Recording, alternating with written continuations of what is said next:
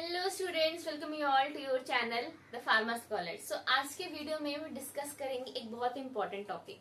सो उस टॉपिक को डिस्कस करने से पहले मैं एक क्वेश्चन पूछूंगी। क्वेश्चन सिंपल ये है कि इमेजिन करिए कि जो आज हमारे ऑपरेशन थिएटर्स में एक सबसे इम्पोर्टेंट कंपोनेंट यूज होता है जिसको हम बोलते हैं एनेस्थीसिया। अगर वो एनेस्थीसिया आज की डेट में अवेलेबल नहीं होता तो क्या होगा, राइट ना। इसका एक सिंपल सा एग्जांपल मैं अगर दूं कि मान लीजिए कोई पेशेंट है, उसकी सर्जरी हो रही है एंड उसको हमने बिना एनेस्थीसिया दिए ही अगर उसकी सर्जरी कर दी तो क्या होगा, या इंसान वो बचेगा या मरेगा। पहली बात तो बचने से ज्यादा जो पेन हो रहा है प्रोसीजर्स में उससे मर जाएगा, राइट ना। तो एनेस्थीसिया एक ऐसा कंपोनेंट है हमारे प्रोसीजर्स में, ऑपरेटिंग प्रोसीजर्स में या कई सारे माइनर प्रोसीजर्स में भी, कि अगर एनेस्थीसिया ना हो तो कई सारे मेजर जो क्रिटिकल ऑपरेशंस हैं या जो मेजर क्रिटिकल सर्जरीज हैं जिनको होना है वो होनी बंद हो जाएंगी, राइट ना। सो एनेस्थीसिया अगर हम बोले तो एक बहुत ही टर्निंग पॉइंट है हमारे मेडिकल फील्ड में, जिससे काफी ज्यादा जो बोल सकते हैं मृत्यु दर या मोर्टेलिटी रेट काफी कम हो चुकी है। अगर हम बात करूं कि इस एनेस्थीसिया की खोज कैसे हुई या किस तरीके से इसको सर्च किया गया या उससे पहले कैसे करते थे, राइट ना। तो अगर बात करें तो 1840 जब एनेस्थीसिया डिस्कवर हुआ, ठीक है ना, 1840 में एनेस्थीसिया डिस्कवर किया गया, राइट ना।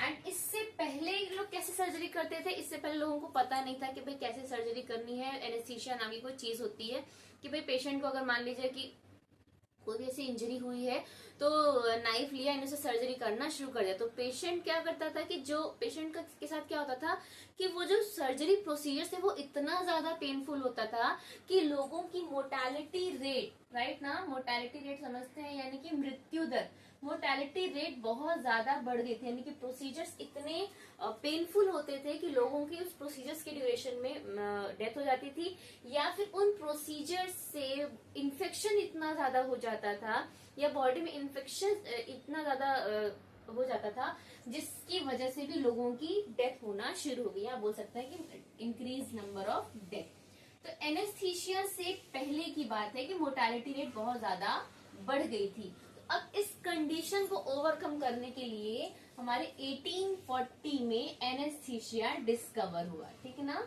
क्या डिस्कवर हुआ? Anaesthesia, right. लेकिन इस 1840 से प्रोसीजर्स कैसे होते थे? 1840 से जो ओपियम आपने सुना होगा ना, अफीम जिसको हम बोलते हैं, ओपियम में एक कॉम्पोनेंट होता है जिसको हम बोलते हैं मॉर्फिन। ओपियम में एक कॉम्पोनेंट है जिसको हम बोलते हैं मॉर्फिन, एंड इस मॉर्फिन की अपने आप में एक बहुत इंपॉर्टेंट एनाल्जेसिक एक्टिविटी होती है, राइट ना, यानी कि पेन रिलीविंग एक्टिविटी होती है, ठीक। तो लोग क्या करते थे, या जो पहले जितने भी मेडिकल प्रैक्टिशनर्स थे वो क्या करते थे कि इस ओपियम का सॉल्यूशन बनाते थे एंड इसको स्पंज में सोक करते थे, ठीक है ना। एंड सोक करने के बाद जो भी हमारा प्लेस है, जो भी हमारा सरफेस है जहाँ पे भी प्रोसीजर करने हैं वहां पे अप्लाई करते थे। तो जिसकी वजह से क्या होता था कि वो जो पेन है वो सम सॉर्ट ऑफ रिलीफ हो जाता था for the limited period of time के लिए, कुछ लिमिटेड पीरियड ऑफ टाइम के लिए वहां पे वो एरिया नम हो जाएगा या थोड़ा सा रिलीफ मिल सकता है, लेकिन इतना भी ज्यादा रिलीफ नहीं होता। लेकिन इसका बोल सकते हैं डिसएडवांटेज क्या था भाई, ओपियम है, मॉर्फिन है, तो अगर किसी पेशेंट की सर्जरी करने की ड्यूरेशन में मॉर्फिन का यूज किया जा रहा है तो हो सकता है कि एक टाइम के बाद सर्जरी करते करते उस पेशेंट को उसका एडिक्शन भी हो सकता है, या लोग उसका डिसएडवांटेज भी कर सकते हैं कि भाई हमें सर्जरी के लिए खरीद रहे हैं लेकिन उसका गलत यूज कर रहे हैं, ठीक है ना। सो इस तरीके से ओपियम का एक बहुत बड़ा डिसएडवांटेज भी था कि ये एक पेन रिलीविंग तो था लेकिन एक शॉर्ट टर्म ऑफ पीरियड में, एंड इसकी वजह से ड्रग डिपेंडेंसी बहुत ज्यादा, एडिक्शन क्रिएट होने लग रहा था। तो अब भाई इस चीज को ओवरकम भी करना था एंड इस चीज को भी ओवरकम करना था कि भाई मॉर्फिन भी हम यूज ना करें और लोगों की जान को भी बचा लें। तो दो चैलेंजेस थे। तो इन चैलेंजेस को ओवरकम करने के लिए हमारी मेडिकल इंडस्ट्री में आया एनेस्थीसिया नाम का एक कंपोनेंट, क्या जिसको हम ड्रग अभी बोल रहे हैं। एनेस्थीसिया एक ऐसा सब्सटेंस था जिसकी वजह से कुछ ऐसे ड्रग कंपोनेंट थे जिसकी वजह से जिस भी पर्टिकुलर एरिया में आप अगर मैं पहली बात करूं तो एनेस्थीसिया भी सबसे पहले जो आए वो थे जनरल एनेस्थीसिया, ठीक है ना, जनरल एनेस्थीसिया। ये जनरल एनेस्थीसिया भी कैसे थे, दे directly act on the central nervous system. किस पे काम करते थे, directly act on central nervous system. ठीक है, इस पे काम करते थे, सेंटर यानी कि ब्रेन पे डायरेक्टली काम करते थे। एंड सेंट्रल नर्वस सिस्टम पे काम करके ये ब्रेन के कई सारे मोटर एक्टिविटीज को ब्लॉक कर देते थे, सेंसरी एंड मोटर एक्टिविटीज को, sensory and block sensory and motor activity, यानी कि बॉडी की जो सेंसरी एक्टिव जो मूवमेंट्स है ना बॉडी के, उनको ब्रेन के थ्रू ब्लॉक कर दिया जाता है। एंड तब जाके यानी कि पेशेंट जो है वो एकदम अनकॉन्शियस रहेगा, उसको कुछ भी नहीं पता रहेगा। इट्स लाइक दैट कि हमने घर की एक बल्ब पे काम करने के लिए एमसीवी गिरा दी है, ठीक है ना, तो एमसीवी गिर गई तो भाई पूरे घर की लाइट ही बंद हो गई, अब तो कहीं से कोई कनेक्शन नहीं आ रहा है, तो इजीली हम इस बल्ब को रिप्लेस कर सकते हैं। तो ये था कि एक छोटे से प्रोसीजर के लिए भी पूरे ब्रेन को इन्वॉल्व होना पड़ रहा था, यानी कि सेंट्रल नर्वस सिस्टम को इन्वॉल्व होना पड़ रहा था, ब्रेन को इन्वॉल्व होना पड़ रहा था, जिसकी वजह से अब यहाँ पे भी कॉम्प्लिकेशंस आती थी कि बार बार ब्रेन पे अगर मान लीजिए कि एक्टिविटी की जा रही है, तो थोड़ा सा भी अगर कोई भी अप या थोड़ा सा अप ऊपर नीचे भी अगर कोई प्रोसीजर हो जाता है या एनेस्थीसिया का असर थोड़ा ज्यादा हो जाता है, तो हो सकता है patient can lead to the coma and death also. तो और समझाते हैं इसको कि मान लीजिए कि कोई पेशेंट है, ठीक है ना, एंड उसकी सर्जरी हो रही है एंड उसके लेग की कोई सर्जरी हो रही है, तो लेग की सर्जरी करने के लिए क्या दिया, जनरल एनेस्थीसिया दिया। उस जनरल एनेस्थीसिया ने सेंट्रल नर्वस सिस्टम की ब्रेन पे काम किया, ब्रेन पे काम करके उसने पूरी बॉडी को अनकॉन्शियस कर दिया, यानी कि पूरी बॉडी में कोई मूवमेंट नहीं हो रहा है, सिर्फ रेस्पिरेशन चल रहा है, सांस चल रही है, बाकी पेशेंट को कुछ भी नहीं पता, ना उसको पेन फील हो रहा है, ना उसको कोई भी आवाज समझ में आ रही, कुछ भी फील नहीं हो रहा है, and patient is into the unconsciousness. ठीक है, लेकिन यहाँ पे क्या होगा कि अगर वो जो एनेस्थीसिया का कॉन्सेंट्रेशन है, इंक्रीज कंसंट्रेशन ऑफ एनेस्थीसिया, ठीक है ना, तो उसकी वजह से क्या हो सकता है कि रेस्पिरेटरी डिप्रेशन हो सकता है, राइट ना, डिप्रेशन हो सकता है।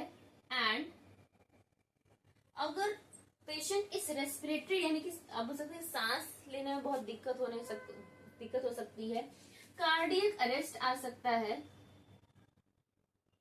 और patient can lead to death अगर थोड़ी सी भी चूक हो गई तो इसका कॉम्प्लिकेशन ये है कि जनरल एनेस्थीसिया में ब्रेन इन्वॉल्व होता है, जिसकी वजह से जो सर्जरी है थोड़ी सी कॉम्प्लिकेटेड हो जाती है कि अगर थोड़ा सा भी कोई परसेंटेज में कम या ज्यादा हुआ तो ब्रेन को इन्वॉल्वमेंट होने की वजह से कोई भी एक बॉडी का पार्ट इफेक्ट हो सकता है, जिसकी वजह से patient can lead to the coma and death, right ना। सो भाई ये भी एक सीन था कि भाई जनरल एनेस्थीसिया को हमने यूज किया, लेकिन इसमें थोड़ा सा कॉम्प्लिकेशंस था क्योंकि पूरे ब्रेन को इन्वॉल्व और तो 12 पूरी बॉडी को नम करना पड़ा था, 12 पूरी बॉडी को एनेस्थाइज करना पड़ता, जिसकी वजह से पूरी बॉडी के पार्ट जो है वो उस छोटी सी सर्जरी में भी इन्वॉल्व हो जा रहे थे। तो अब इस चीज को भी ओवरकम करना था। तब आते हैं हमारे master of the game, that is called the local anesthesia. So आज के वीडियो में मैं डिस्कस करूंगी लोकल एनेस्थीसिया। इतना जो मैंने आपको समझाया इसीलिए समझाया कि क्यों हमारे लोकल एनेस्थीसिया आए, क्या जरूरत थी, एंड लोकल एनेस्थीसिया से पहले क्या है general anaesthesia, and general anaesthesia से पहले लोग किस तरीके से प्रोसीजर्स करते थे वो समझ में, ठीक है ना। सो इन हमारे जो एनेस्थीसिया थे वो डिस्कवर हुए 1840 में, वो भी जनरल एनेस्थीसिया। उससे पहले जो मोर्टेलिटी रेट थे, लोगों की मृत्यु दर वो बहुत ज्यादा हो रही थी, डेथ बहुत ज्यादा हो रही थी, पेन बहुत ज्यादा हो रहा था सर्जरी में। तो और उस पेन को ओवरकम करने के लिए लोगों ने अफीम को यूज करते थे या मॉर्फिन को यूज करते थे, मॉर्फिन का सॉल्यूशन बनाते थे, उसमें स्पंज को डाल करके सोक करते थे जिस एरिया में भी सर्जरी करनी होती थी। तो इसकी पेन तो रिलीफ होता था, लेकिन इससे लोगों की ड्रग डिपेंडेंसी बढ़ जाए, एडिक्शन क्रिएट होने लगा था मॉर्फिन का, या आप बोल सकते हैं डिसएडवांटेज हो रहा था इसका। तो इससे ओवरकम करने की जनरल एनेस्थीसिया आए। जनरल एनेस्थीसिया में पूरी ब्रेन इन्वॉल्व होने की वजह से पूरी बॉडी का कंडक्शन, नर्व कंडक्शन ब्लॉक हो रहा था, यानी कि जो न्यूरॉन्स के बीच में कंडक्शन होता है वो पूरा ब्लॉक हो रहा था, पूरी बॉडी का इन्वॉल्वमेंट हो रहा था। इस चीज से भी ओवरकम करने के लिए फिर आए हमारे that is called the local anesthesia. So आज के वीडियो में हम डिस्कस करेंगे लोकल एनेस्थीसिया। अगर मैं डेफिनेशन की बात करूं कि लोकल एनेस्थीसिया को अगर हम डिफाइन करें, तो लोकल एनेस्थीसिया ऐसी ड्रग्स हैं जिनको हम अगर लोकली अप्लाई करते हैं, locally apply in the sense कि मान लीजिए हाथ में पेन हो रहा है तो हमने हाथ में अप्लाई कर दिया, ठीक है ना, एंड अप्लाई करने के बाद या फिर अगर पेन हो रहा है तो वहां पे इंजेक्ट कर दिया, राइट ना। तो ऐसे सब्सटेंस हैं जिनको हम अब लोकली अप्लाई करते हैं या इंजेक्ट करते हैं, they block nerve conduction and cause reversible loss of sensation. ये बहुत ही इंपॉर्टेंट वर्ड्स हैं इस डेफिनेशन में, एंड ये वर्ड्स क्या कहते हैं इसको समझिए। Nerve conduction and cause reversible loss of sensation. Nerve conduction का मतलब समझते हैं। नर्व कंडक्शन का मतलब है कि भाई हमें पता है कि जो भी हमारी बॉडी का पार्ट है, मान लीजिए मैंने बोला कि स्किन है, राइट ना, दिस इज आवर स्किन। अब इस स्किन में जितनी भी चीजें हम फील कर पा रहे हैं, चाहे हम पेन फील कर रहे हैं, चाहे हम टेम्परेचर फील कर रहे हैं, चाहे हम जो भी चीज या हम प्रेशर फील कर रहे हैं, ठीक ना, कुछ भी चीज अगर हम फील कर पा रहे हैं तो इसके पीछे एक रीजन होता है, that is our nerve, right ना, ठीक है। सो ये जो भी हम फील कर पा रहे हैं जस्ट बिकॉज कि इस पर्टिकुलर एरिया में ये जो नर्व्स हैं, जो आपस में, ये बहुत सारी नर्व्स आपस में कनेक्टेड होती हैं, तो ये जो नर्व्स हैं ये सिग्नल लेकर के आ रही हैं इस पर्टिकुलर एरिया में, फॉर पेन का सिग्नल या टेम्परेचर का सिग्नल या फिर प्रेशर का सिग्नल। तो ये चीजें जो हम फील कर पा रहे हैं just because the conduction of the nerve. Conduction of the nerve भी कैसे समझाऊं कि एक न्यूरॉन से सिग्नल दूसरे न्यूरॉन में जंप करता है, that is called the conduction of the neuron. यानी कि इस न्यूरॉन का जो सिग्नल है वो इस न्यूरॉन में जंप करेगा, तभी यहाँ से सिग्नल इस न्यूरॉन में जाएगा, एंड देन फिर ये जो न्यूरॉन है अपना सिग्नल इस पर्टिकुलर एरिया में स्किन में जाके डंप करेगी, तब जाकर के हमें यहाँ पे फील होगा कि भाई यहाँ पे पेन हो रहा है, यहाँ पे कोई भी टेम्परेचर, यहाँ पे प्रेशर है। सो ये जो कंडक्शन है ना, इट इज अ इम्पल्स, यानी कि जो हमारे ब्रेन से आ रहा है सिग्नल एक कंडक्शन के फॉर्म में, वो इम्पल्स के फॉर्म में, ठीक है ना, वही इम्पल्स हमारे पर्टिकुलर एरिया में जाती है। तो अगर मान लीजिए ये जो लिंक है, अगर यहाँ पे मैं इस एरिया को ऐसे हटा दूं, ठीक है ना, या मान लीजिए कि जो सिग्नल आ रहा है इस सिग्नल को ही अगर मैं ब्लॉक कर दूं, ठीक है ना, तो ब्लॉक करने से क्या होगा कि जो ब्रेन से सिग्नल जनरेट हो रहा है वो यहाँ स्किन तक नहीं आएगा। क्यों? क्योंकि यहाँ पे जो सिग्नल ट्रांसमिट हो रहा था एक न्यूरॉन से दूसरे न्यूरॉन, मैंने यहाँ पे कट कर दिया, ठीक है ना। मान लीजिए कि दो बॉल्स हैं एंड दो बॉल्स के बीच में आपने एक बीच में रस्सी लगाई है, तो अब आपको जब दोनों के बीच का कनेक्शन अगर तोड़ना है तो आप क्या करेंगे, बीच से रस्सी को काट देंगे, ठीक ना। तो वैसे ही यहाँ पे अगर मुझे स्किन पे कोई भी फील नहीं लेना है तो यहाँ पे जो नर्व का कंडक्शन है ना, इसको मैं ब्लॉक कर दूंगी, जिसकी वजह से जो भी इम्पल्स आ रही है वो स्किन तक नहीं पहुंचेगी, एंड जब इम्पल्स नहीं आएगी तो यहाँ पे ना तो पेन फील होगा। यही हमारा मैकेनिज्म है, यही हमारी डेफिनेशन है, यही सब कुछ। अगर आप इस चीज को समझ गए तो आप लोकल एनेस्थीसिया के मैकेनिज्म को भी समझ जाएंगे। कहने का मतलब ये है कि जिस पर्टिकुलर एरिया में जो सिग्नल आ रहा है वो पेन का सिग्नल होगा, या जो भी, भाई पेन कब होगा, जब आप बोल सकते हैं एनेस्थीसिया हमको कब चाहिए, जब पेन हो रहा है वहां पे, तो पेन का जो सिग्नल ब्रेन से आ रहा है, हम बीच में जब उस सिग्नल को ब्लॉक कर देंगे तो उस एरिया में वो पेन फील ही नहीं होगा। इसी मैकेनिज्म पे काम करता है हमारा लोकल एनेस्थीसिया, राइट ना। सो इसलिए बोलते हैं कि ब्लॉक द नर्व कंडक्शन, जो नर्व्स उस सिग्नल को लेकर के जा रहे हैं ना, उस कंडक्शन को ब्लॉक कर देंगे, and reversible loss of sensation. Reversible loss of sensation का मतलब क्या है कि ऐसा नहीं कि वो जो कंडक्शन है वो हमेशा के लिए ब्लॉक रहेगा, ऐसा नहीं है, वो रिवर्स होगा, वो सेंसेशन जो है वो रिवर्स होगा, जबकि लोकल एनेस्थीसिया का मैकेनिज्म या उसका इफेक्ट जब कम हो जाएगा, खत्म हो जाएगा, तब वो सेंसेशन जो है वो वापस से रिवर्स हो जाएगा, यानी कि जो पूरा जो पहले से जो कंडक्शन फिर चल रहा है वो चलता रहेगा। सो इसी को बोलते हैं लोकल एनेस्थीसिया, जिसमें कि रिवर्सिबल लॉस ऑफ सेंसेशन हो जाता है, and local anaesthetics they block the nerve conduction of impulse into that particular area in which they are injected और लोकली अप्लाइड, राइट ना। अब ये तो हो गई डेफिनेशन लोकल एनेस्थीसिया की। अब इसके थोड़ा सा मैं एक स्ट्रक्चर की बात करूं, वो मैं क्यों कर रही हूँ मैं बताऊंगी। लोकल एनेस्थीसिया का जो स्ट्रक्चर है ना, केमिस्ट्री या जिसको आप बोल सकते हैं कि स्ट्रक्चर, इसमें तीन चीजें बहुत इंपॉर्टेंट होता है। एक होता है हमारा हाइड्रोफिलिक ग्रुप, सॉरी, एक होता है हमारा लिपोफिलिक ग्रुप, लिपोफिलिक ग्रुप।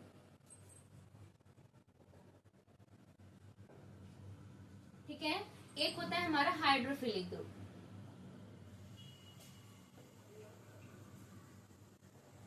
ठीक है, लिपोफिलिक ग्रुप जिसमें कि एरोमेटिक रिंग वगैरह आती है, वो वाला जो पार्ट होगा वो हमारा लिपोफिलिक ग्रुप होगा। एंड लिपोफिलिक ग्रुप का मतलब क्या होता है, that is a lipid soluble या फैट सॉल्युबल। ठीक है, हाइड्रोफिलिक ग्रुप मतलब जो वाटर सॉल्युबल होगा। तो इस lipid soluble and water soluble के पार्ट को एक पॉइंट अटैच करता है या बोलते हैं जोड़ता है, जिसको हम बोलते हैं लिंकेज। यानी कि ये एक ही स्ट्रक्चर में जो हमारे लोकल एनेस्थेटिक्स हैं उसमें तीनों चीजें एक साथ होती हैं। लिपोफिलिक ग्रुप भी होता है, हाइड्रोफिलिक ग्रुप भी होता है। हाइड्रोफिलिक ग्रुप जो पार्ट वो दैट इज अमोनिया ग्रुप। ठीक है ना, तो इस एरोमेटिक रिंग को एंड इस अमोनिया को बीच में एक लिंकेज जोड़ता है। एंड वो लिंकेज या तो एस्टर लिंकेज होगा या फिर वो अमाइड लिंकेज होगा। एंड इसी लिंकेज के ही बेसिस पे हमारे लोकल एनेस्थेटिक्स को हम क्लासिफाई करते हैं, एस्टर लोकल एनेस्थेटिक्स या अमाइड लोकल एनेस्थेटिक्स। मतलब क्या कि ये दो चीजें तो कॉमन रहेंगी हर लोकल एनेस्थेटिक्स में कि लिपोफिलिक ग्रुप भी होगा एंड हाइड्रोफिलिक ग्रुप भी होगा। लिपोफिलिक ग्रुप जिसमें एरोमेटिक रिंग वगैरह उसको हमेशा लिपोफिलिक होती है।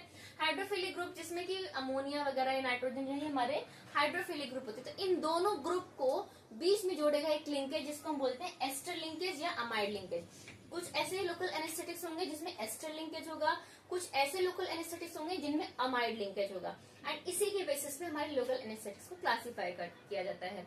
तो अब हम क्लासिफाई करेंगे लोकल एनेस्थेटिक्स को, लेकिन यहाँ पे भी हम पहले क्लासिफाई करेंगे उनके क्लिनिकल यूज के बेसिस पे एंड उनके स्ट्रक्चरल बेसिस पे, राइट ना।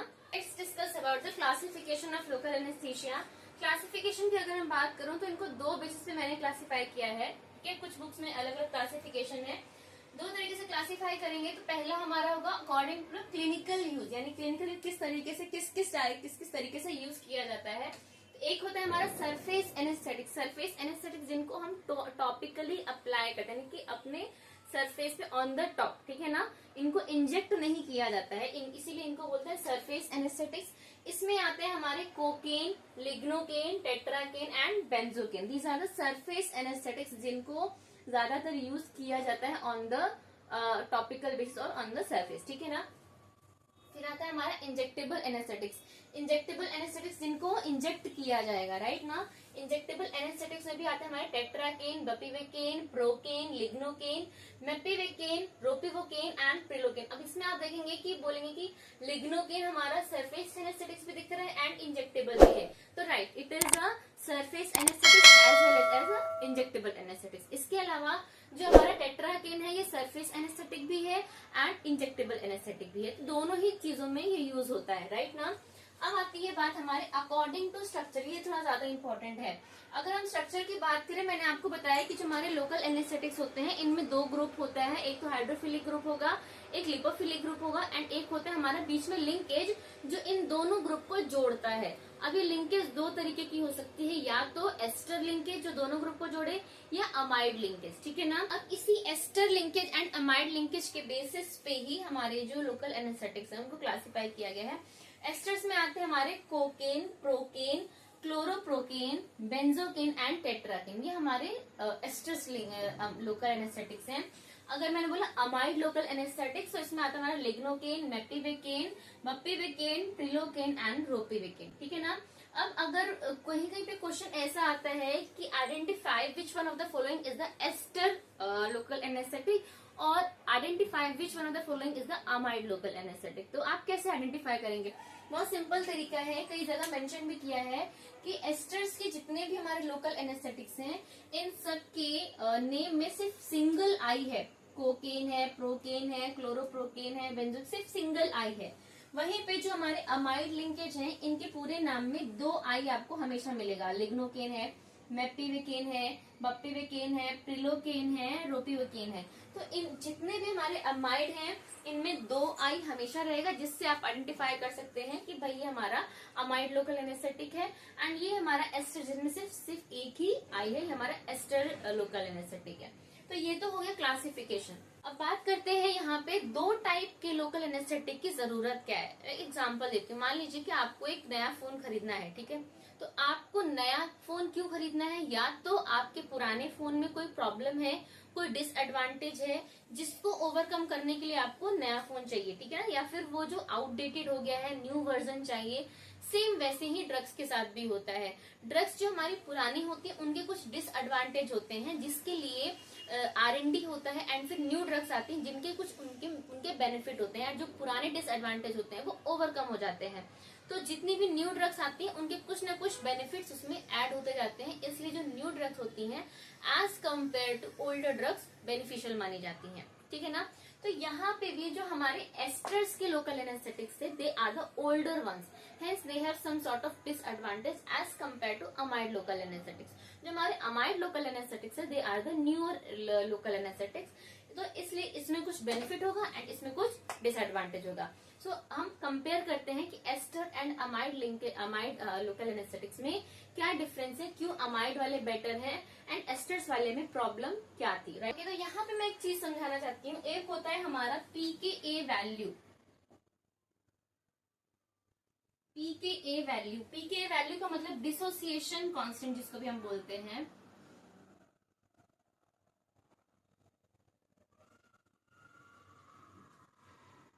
ठीक है, डिसोसिएशन कांस्टेंट, इसकी वैल्यू होती है कुछ 7.4, राइट ना। अब इस डिसोसिएशन कांस्टेंट का मतलब क्या है कि इस वैल्यू के आसपास जो भी हमारी ड्रग रहेगी, ठीक है ना, वो हमारी बॉडी में अनआयोनाइज्ड रहेगी। ये हमारी बॉडी का फिजियोलॉजिकल पीके है, ठीक है ना। यानी कि इस वैल्यू पे जो ड्रग रहेगी जिसका डिसोसिएशन, जो इस वैल्यू पे जो ड्रग रहेगी जिसका डिसोसिएशन इतनी वैल्यू का होगा, यानी कि वो ड्रग हमारी बॉडी में अनआयोनाइज्ड रहेगी एंड बेटर एब्जॉर्ब रहेगी, उसका बेटर एब्जॉर्प्शन होगा, ठीक है। यानी कि हमारी ड्रग्स जिनको अगर बेटर एब्जॉर्प्शन करवाना है तो उनकी भी पीकेए वैल्यू कुछ इसके बराबर, हमारे बॉडी के फिजियोलॉजिकल पीके के बराबर होनी चाहिए। अगर हमारी ड्रग का पीके वैल्यू इससे बोल सकते हैं कि वेरिएट करता है, बहुत ज्यादा वेरिएशन है, तो इट मीन्स कि वो ड्रग जो हमारी बॉडी में बेटर एब्जॉर्प्शन उसका नहीं होगा, एंड ड्रग का अगर एब्जॉर्प्शन बेटर नहीं होगा तो उसकी बायो अवेलेबिलिटी भी बेटर नहीं आ सकती, राइट ना। तो यहाँ पे जो हमारे लोकल एनेस्थेटिक्स होते हैं ना, इनकी pKa value something near about, आप बोल सकते हैं अबाउट 8 और 9 होती है, ठीक है ना, विच इज फार। सो अगर मैंने बोला कि जो हमारे एस्टर लोकल एनेस्थेटिक्स हैं इनकी पीकेए वैल्यू नियर अबाउट 8 और 9 होती है, which is far from pKa value, which is far from physiological pKa value, body का जो फिजियोलॉजिकल पीके वैल्यू उससे ज्यादा होती है।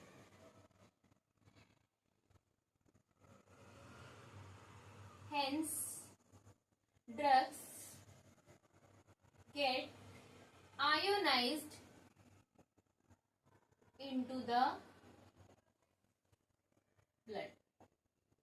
जो ड्रग है वो आयोनाइज यानी आयंस के फॉर्म में हो जाएगी, और अगर ड्रग आयंस के फॉर्म में हो जाएगी तो उसका बेटर एब्जॉर्प्शन होना मुश्किल हो जाता है, ठीक है ना।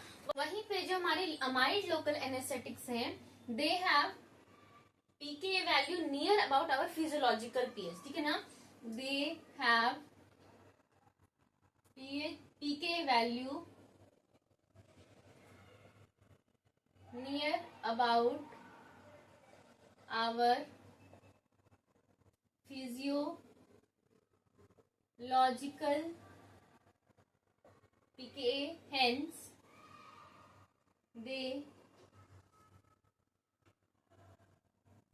unionized in body, unionized into the body। और हमें पता है कि जो ड्रग अनआयोनाइज्ड रहेगी उसका बेटर एब्जॉर्प्शन होगा एज कंपेयर टू जो ड्रग आयोनाइज्ड हो जाएगी, इसका लेस एब्जॉर्प्शन होगा, ठीक है ना। एंड इसका बेटर एब्जॉर्प्शन होगा।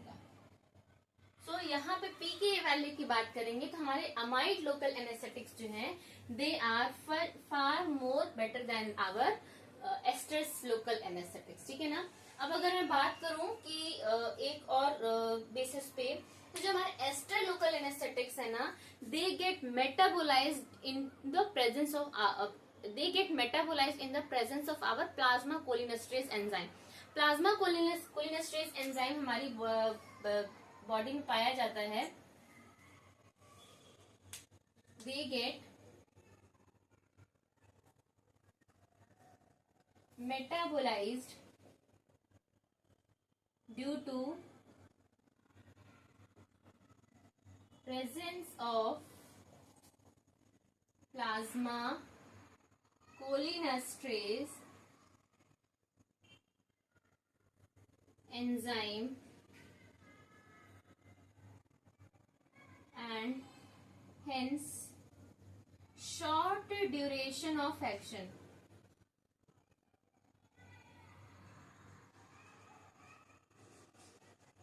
शॉर्ट ड्यूरेशन ऑफ एक्शन होता है, इसीलिए जो हमारे एस्टर लोकल एनेस्थेटिक्स हैं वो एक एंजाइम हमारी बॉडी में होता है जिसका नाम है प्लाज्मा कोलिनेस्ट्रेज। आपने सुना होगा, कोलिन एस्टाइल कोलिन को भी यही एंजाइम ब्लॉक करता है, डिग्रेड कर देता है। तो ये प्लाज्मा कोलिनेस्ट्रेज एंजाइम इस हमारे एस्टर लोकल एनेस्थेटिक्स को मेटाबोलाइज कर देते हैं, इसलिए ये हमारे लोकल एनेस्थेटिक्स इनका ड्यूरेशन ऑफ एक्शन काफी स्मॉल होता है, इसलिए इतने ज्यादा कन्वीनियंट हमारी बॉडी के लिए नहीं है।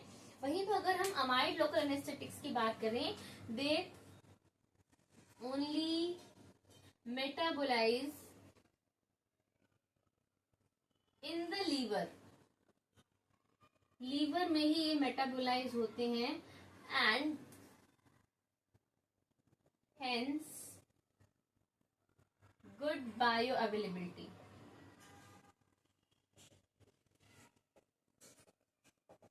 इसलिए इनकी बायो अवेलेबिलिटी जो है वो काफी ज्यादा अच्छी होती है अमाइड लोकल एनेस्थेटिक्स की as compare to our ester local anaesthetics. तो ये कुछ एडवांटेजेस हैं जिसकी वजह से हमारे अमाइड लोकल एनेस्थेटिक्स जैसे लिग्नोकेन है, टेट्राकेन है, ये हमारे बेटर होते हैं as compare to our ester local anaesthetics. तो ये तो हुआ, आज हमने पढ़ा कि लोकल एनेस्थेटिक्स क्या होते हैं, उनका क्लासिफिकेशन क्या है and ester and amide local anaesthetics में क्या अंतर है।